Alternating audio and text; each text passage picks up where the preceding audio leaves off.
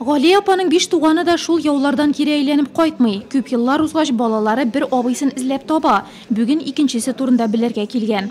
Газеттан укыгачтан без белдек, что безнең шушы абыебызны тапканнар.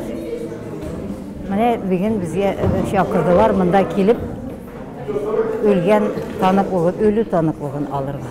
Шуның өчен килдем. 5 абыем сугышта юк булды, кая үлгәннәр, ничек үлгәннәр берсен дә белмибез. Бір жырттан 5 абыем.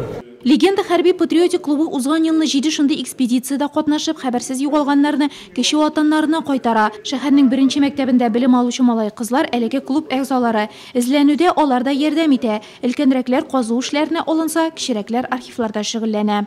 В этом году первый раздача похоронок, но в феврале... Быел 1нче тапкыр похоронкалар тараттык. Февраль айында ватанны саклаучылар көненә шундый чараны кабатларга уйлыйбыз. Башлаган эшне дәвам итәчәкбез. 5630 хәбәрсез югалган солдатның бүгенге көнгә 1560 турында мәгълүматлар табылды. Хәзерге вакытта балалар белән Иске Иглай авылыннан фронтка китүчеләрне барлыйбыз. 9 майга анда һәйкәл бастырылачак.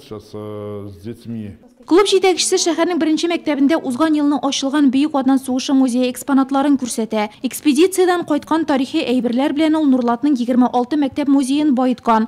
Сугыш шаһитлары булган хәрби корал һәм җайланмалардан тыш туганнарын таба алмаган похоронкаларда биредә сакланачак. Без эзләдек әтинең абысын Абҗапар Зәкулла Халилович 1941 елда сугышка китә ул. Buraya hazır güneydi haberini aldık. 1945 yılda Volgograd'da öyleydi. Onda jirliler ana. Volgograd'da. Onun singlisi var bir tuğan. Anadan sıraydık biz de, o eteydi. O habersiz yuvalgan deyip. Mümkünlük bulsaydı, sulayındı.